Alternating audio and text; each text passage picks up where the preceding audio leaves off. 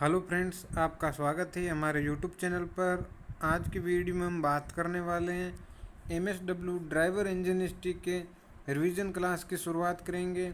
जो हमने पहला टॉपिक कंप्लीट किया था उसकी रिवीजन क्लास है आज।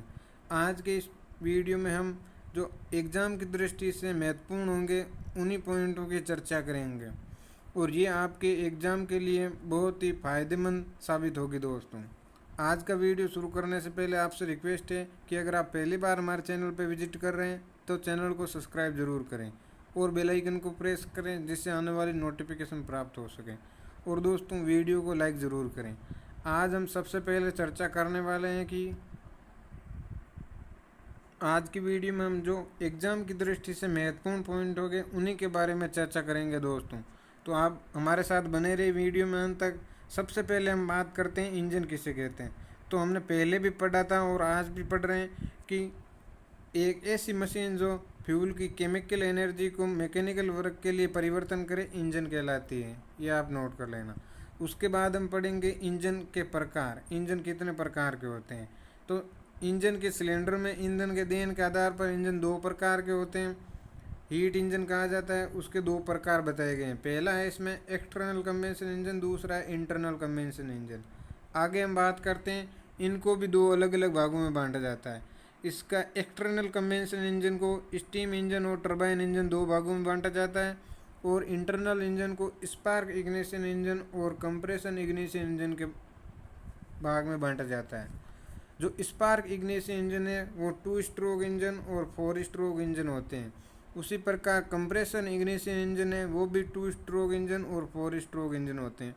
आगे हम चर्चा करेंगे कि एक्सटर्नल कंबेंशन इंजन के बारे में।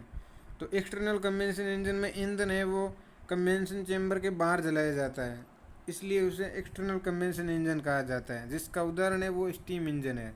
इसके बाद हम पढ़ेंगे कि इंटरनल कंबेंशन इंजन किसे कहते हैं। तो इंटरनल कंबेंशन इंजन में पेट्रोल या डीजल को कंबेंशन चेंबर में ही जलाया जाता है। ये हमारे लिए इम्पोर्टेंट है।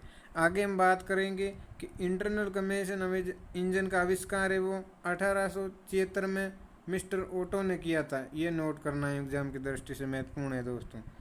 और ये इंटरनल कंबेंशन इंजन है वो ऑटो साइकिल के सिद्धांत पर कार्य करता है। ये हमारे लिए महत्वपूर्ण है। आगे हम चर्चा करते हैं कि डीजल इंजन है। इसका भी आविष्कार है वो German engineer sir Rudolf Diesel ने 1897 में किया था। ये नोट करना है दोस्तों, एग्जाम की दृष्टि से महत्वपूर्ण है, इसलिए उनके नाम पर ही डीजल इंजन कहा गया। आगे हम बात करते हैं इंजन की बनावट किस प्रकार की होती है। तो इंजन है वो 2 सिलेंडर, 4 सिलेंडर या 6 सिलेंडर या 12 सिलेंडर का हो सकता है। उसकी अलग अलग कैपेसिटी के आधार पर उसकी बनावट को बनाया जाता है। आप चित्र के द्वारा भी समझ सकते हैं। आगे हम बात करते हैं इंजन के मुख्य भाग कौन कौन से होते हैं। इंजन के मुख्य भाग में सबसे पहला पॉइंट है हमारा सिलेंडर एंड सिलेंडर ब्लॉक। दूसरा है पिस्टन एवं पिस्टन कनेक्टिंग रोड। तीसरा है हमारा कैम शाफ्ट एवं क्रैंक शाफ्ट। चौथा है वाल्व एवं वाल्व मैकेनिज्म। आगे हम बात करते हैं इंजन का वर्गीकरण। इंजन को कितने भागों में बांटा जा सकता है। इसमें सबसे पहले दे रखा है इंजन किस कार्य के लिए प्रयोग किया जा रहा है। दूसरा है इंजन में कौन सा फ्यूल उपयोग किया जा रहा है। तीसरा है हमारा इंजन में किस प्रकार का कूलिंग सिस्टम लगा हुआ है। चौथा है हमारा इंजन में वाल्व किस ढंग से फिट किया गया है। पांचवा है हमारा इंजन में सिलेंडर किस प्रकार से फिट किए जा रहे हैं। इस प्रकार से हम इंजन का वर्गीकरण कर सकते हैं दोस्तों। आगे हम बात करेंगे प्रयोग के आधार पर इंजन है वो 2 प्रकार के होते हैं। इसमें पहला है हमारा वेरिएबल स्पीड इंजन और दूसरा है कांस्टेंट स्पीड इंजन। वेरिएबल वे इंजन होते हैं जो पावर कांस्टेंट स्पीड से अधिक होती है, क्योंकि हम किसी गाड़ी को एक ही स्पीड पर नहीं चलाते हैं। जो हमारे बाइकों में, ट्रकों में इंजन होते हैं वो वेरिएबल होते हैं, उनकी स्पीड हम घटा बढ़ा सकते हैं। आगे हम बात करेंगे कांस्टेंट स्पीड इंजन की। ये इंजन वो इंजन है जो जनरेटर होते हैं, वो वेरिएबल होते हैं, वो लगातार हमें शक्ति प्रदान करते रहते हैं, इसलिए उन्हें कांस्टेंट स्पीड इंजन की श्रेणी में रखा जाता है। आगे हम बात करेंगे इंजन में विभिन्न प्रकार के ईंधन फ्यूल होते हैं, पेट्रोल के भी होते हैं, एलपीजी होते हैं, सीएनजी होते हैं, डीजल होते हैं। उसके आधार पर वर्गीकरण किया जा सकता है। अगला वर्गीकरण है वो कूलिंग सिस्टम के आधार पर है। कुछ वायु द्वारा कूलिंग होती है, कुछ को वाटर द्वारा कूलिंग सिस्टम के द्वारा भी ठंडा किया जाता है। आगे हम बात करेंगे water cooled engine. Water cooled engine में जैकेट बने होते हैं, उनके द्वारा ही इंजन को ठंडा किया जाता है। इंजन में वाल्व की फिटिंग से ओवरहेड मैकेनिज्म या साइडवे मैकेनिज्म दो प्रकार से किया जाता है। आगे हम बात करेंगे इंजन संबंधित तकनीकी परिभाषाएं कौन कौन सी है। सबसे पहली है हमारी बोर किसे कहा जाता है। सिलेंडर के आंतरिक व्यास को बोर कहा जाता है। दूसरा है हमारा बीडीसी। सिलेंडर में पिस्टन की गति के न्यूनतम बिंदु को बॉटम डेड सेंटर बीडीसी कहा जाता है। ये इंपॉर्टेंट है दोस्तों, इतना हमारे लिए ये परिभाषाएं नोट कर लेना। आगे हम बात करते हैं टीडीसी। पिस्टन। सिलेंडर में पिस्टन की गति के उच्चतम बिंदु को टॉप डेड सेंटर कहते हैं। अगला है स्ट्रोक। पिस्टन द्वारा सिलेंडर के अंदर टीडीसी से बीडीसी अथवा बीडीसी से टीडीसी की चली गई दूरी स्ट्रोक कहलाती है। स्ट्रोक की लंबाई। पिस्टन द्वारा बीडीसी से टीडीसी तक चली गई रेखीय दूरी स्ट्रोक लंबाई कहलाती है। इसे एमएम में दर्शाते हैं, ये नोट कर लेना। सिलेंडर आयतन। पिस्टन द्वारा टीडीसी से बीडीसी तक हटाए गए मिश्रण का आयतन सिलेंडर आयतन कहलाता है। इसे वीएस से दर्शाते हैं। आगे हम बात करेंगे कंप्रेशन इग्निशन डीजल इंजन की। ये 4 स्ट्रोक भी होते हैं और 2 स्ट्रोक भी होते हैं। स्ट्रोक में दोस्तों 4 प्रकार से वर्गीकरण किया गया। पहला है सेक्शन, दूसरा है कंप्रेशन, तीसरा है पावर, चौथा है एग्जॉस्ट। ये नोट करना है। आगे हम बात करेंगे 4 स्ट्रोक डीजल इंजन की कार्य प्रणाली किस प्रकार से होती है। तो ये हमने पहले भी पढ़ा है, आप वो वीडियो जाके देख सकते हैं। इसमें सेक्शन होता है, बाद में कंप्रेशन। सेक्शन स्ट्रोक में वो पेट्रोल वायु का मिश्रण है वो अंदर जाता है, और कंप्रेशन स्ट्रोक में उसको दबाया जाता है, और पावर स्ट्रोक में डीजल का स्प्रे करके उसको जलाया जाता है।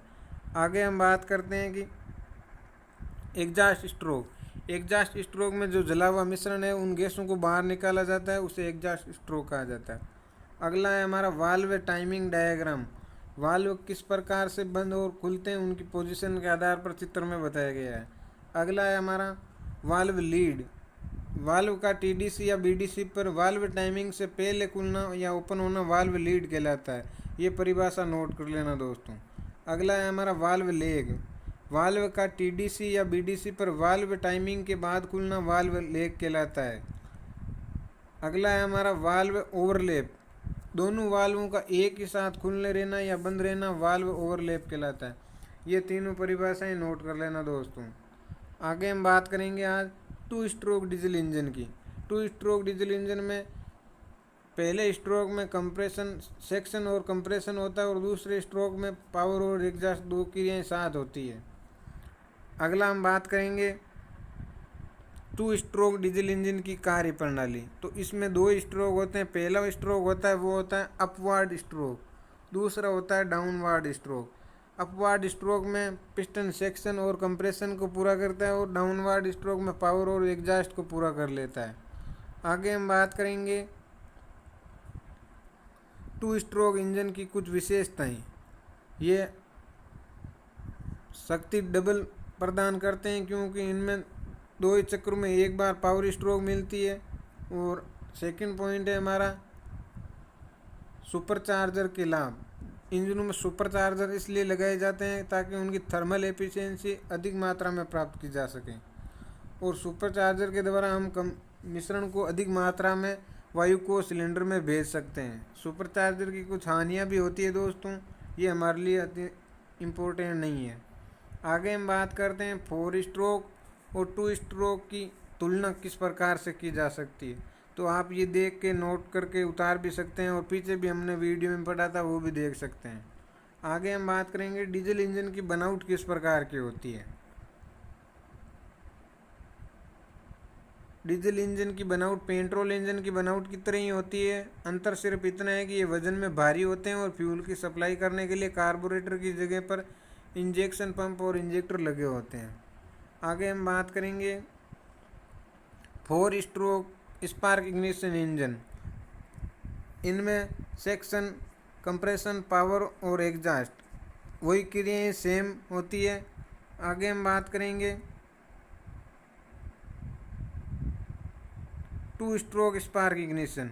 इसमें कंप्लीट साइकिल अर्थात सेक्शन, कंप्रेशन, पावर और एग्जॉस्ट सभी 2 स्ट्रोकों में पूरे हो जाते हैं। इसका अभिप्राय ये भी है कि 2 स्ट्रोक इंजन में उसी साइज के 4 स्ट्रोक इंजन के मुकाबले दोगुनी पावर अधिक विकसित होती है।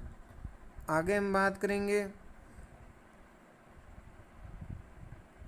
सेम प्रक्रिया है दोस्तों पेट्रोल और डीजल इंजन की कार्य करने की, अंतर सिर्फ उनके फ्यूल जलाने का है। इसमें डाउनवार्ड और अपवार्ड स्ट्रोक होते हैं। पेट्रोल इंजन और डीजल इंजन की 2 स्ट्रोक की भी तुलना की गई है, आप समझ सकते हैं। आगे हम बात करेंगे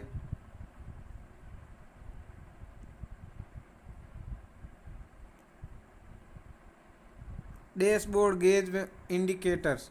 तो पहला है हमारा इसमें स्पीडोमीटर। स्पीडोमीटर ये मीटर चल रही गाड़ी की स्पीड को बताता है। इसमें गति सूचक सुई लगी रहती है जो डायल या अंकित अंकों को दर्शाती है। दूसरा है हमारा ओडोमीटर। ये गाड़ी में लगे स्पीडोमीटर के अंदर छोटे से भाग में लगाया रहता है। इसका कार्य गाड़ी द्वारा तय की गई दूरी को दर्शाया है। ये कैलकुलेटर की तरह दूर इलेक्ट्रॉनिक्स अंकों के रूप में प्रदर्शित करता है। अगला हम बात करेंगे टेकोमीटर की। ये स्थानीय रूप से चली गई दूरी को दर्शाता है। गाड़ी से चलने से पहले इसको 0 पर सेट कर दिया जाता है। समय दिन में निर्धारित समय स्थान पर यह देखा जा सकता है। इस समय अवधि में गाड़ी कितनी दूरी तय की ये टेकोमीटर की सहायता से हम देख सकते हैं। अगला हमारा फ्यूल गेज। ये गेज फ्यूल टैंक में भरे फ्यूल को दर्शाता है। ये एक घड़ी जैसा होता है। इसके डायल पर अंकित अंकों व सुई की सहायता से फ्यूल की जानकारी मिलती है। गाड़ी रिजर्व लगने पर यह संकेत करती है। अगला हमारा गियर शिफ्ट पोजीशन। ये गाड़ी के डैशबोर्ड पर दर्शाती है कि गाड़ी कौन सा गियर लगाना है। गाड़ी की स्पीड में लोड तथा रोटेशन के कारण गाड़ी के डैशबोर्ड पर लगने वाले गियर का नंबर या अंक आ जाता है और गियर बदलना चाहिए। अगला हमारा सीट बेल्ट चेतावनी। गाड़ी में डैशबोर्ड पर एक ऐसी लाइट होती है जो ये इंडिकेट करती है कि गाड़ी में बैठे सवारी ने सीट बेल्ट का प्रयोग नहीं किया है। सभी सवारियों को सीट बेल्ट का प्रयोग करने के लिए वे लाइट बंद हो जाती है। अगला है हमारा पार्किंग ब्रेक इंजेक्टम चेतावनी। इसे हैंड ब्रेक लाइट भी कहते हैं। पार्किंग में गाड़ी खड़ी करने के बाद जब हम पार्किंग ब्रेक लगा देते हैं तो डैशबोर्ड पर इसकी चेतावनी आ जाती है। ये दर्शाती है कि पार्किंग ब्रेक लगा हुआ है। जब गाड़ी को दोबारा चालू करते हैं तो डैशबोर्ड पर लाइट में दर्शाती है कि हैंड ब्रेक लगा हुआ है, इसको हटा दें। अगला है ऑयल गेज। ऑयल गेज है वो ये इंडिकेट करता है कि ये मीटर इंजन के अंदर वाले तेल की गति को बताता है कि इंजन के अंदर पुर्जों में तेल पहुंच रहा है या नहीं। अगर पहुंच रहा है तो वह कितने प्रेशर से पहुंच रहा है। अगला है तापमान गेज। यह गेज गाड़ी में डैशबोर्ड पर लगा होता है जो गाड़ी इंजन में उत्पन्न गर्मी को दर्शाता है। किसी कारण जैसे रेडिएटर फैन के बंद हो जाने या कूलेंट की कमी से इंजन गर्म हो जाए, इंजन गेज तापमान दर्शाता है। अगला है हमारा इंजन खराबी लाइट। यदि गाड़ी में किसी प्रकार की खराबी उत्पन्न हो जाए तो ये लाइट संकेत करती है कि आपकी गाड़ी में मुख्य खराबी हो गई है, कृपया चेक कराएं। अगला है हमारा गेट खुला होने पर वार्निंग लाइट। यदि गाड़ी चलाने से पहले गलती से गेट बंद न हो, खुला रह गया हो तो वार्निंग लाइट जल जाती है और होने वाली दुर्घटना टल जाती है। अगला हम पढ़ेंगे इनडायरेक्ट इंजेक्शन विधि। ये अलग अलग कंबेंशन चेंबर में हेड के अनुसार फिट किए जाते हैं। कुछ में स्पार्क प्लग के द्वारा चिंगारी दी जाती है और कुछ में डीजल के द्वारा स्प्रे किया जाता है। इसमें हम पढ़ेंगे इनडायरेक्ट इंजेक्शन के लाभ देख सकते हैं, हानियाँ भी देख सकते हैं। डायरेक्ट इंजेक्शन की विधि क्या है वो भी दर्शाई गई है। डायरेक्ट इंजेक्शन के लाभ और हानियाँ आगे हम बात करेंगे। इंजन असेंबली विधि। डीजल इंजन बांधने की विधि, लाइनर फिटिंग, क्रैंकशाफ्ट की फिटिंग किस प्रकार से की जाती है। अगला है ऑयल सील की फिटिंग किस प्रकार से होती है। फ्लाईव्हील हाउसिंग लगाना, फ्लाईव्हील का रिंग बदलना। इनमें दोस्तों इतना इम्पोर्टेंट टॉपिक नहीं है जो हमारे एग्जाम में आए। फ्लाईव्हील लगाना, पिस्टन बुश बदलना, यह कार्य विधि है। कनेक्टिंग रोड में बुश फिट करना, पिस्टन व कनेक्टिंग रोड असेंबलिंग विधि। आगे हम बात करेंगे टाइमिंग प्लेट, कैम शाफ्ट पर गियर लगाना, engine cam shaft, idle gear लगाना, फ्यूल इंजेक्शन पंप स्थायी रूप से लगाना।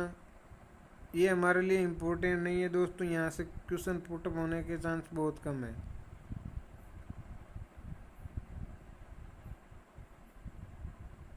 आगे हम बात करेंगे वाल्व क्लियरेंस। वाल्व का क्लियरेंस कितना रखना चाहिए जिससे इंजन को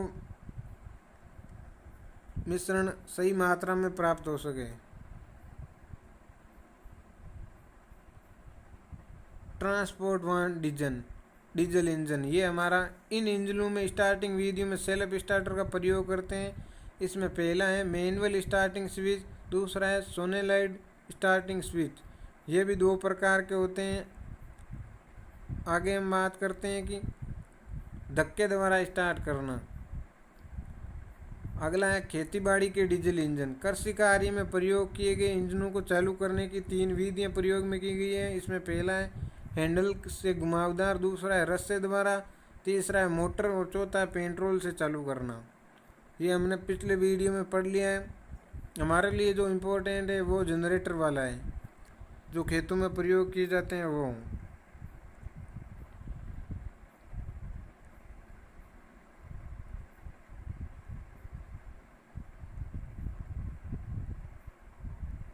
दोस्तों आज इतना ही पढ़ेंगे। अगले वीडियो में जो रिवीजन किया है इसके ऑब्जेक्टिव क्वेश्चनों की चर्चा करेंगे। धन्यवाद दोस्तों, मिलते हैं नेक्स्ट वीडियो में। और दोस्तों आपको कमेंट करके बताना है कि इंजन से संबंधित एमसी क्वेश्चन के मैराथन क्लास लानी है या नहीं, वो कमेंट करके ज़रूर बताएं।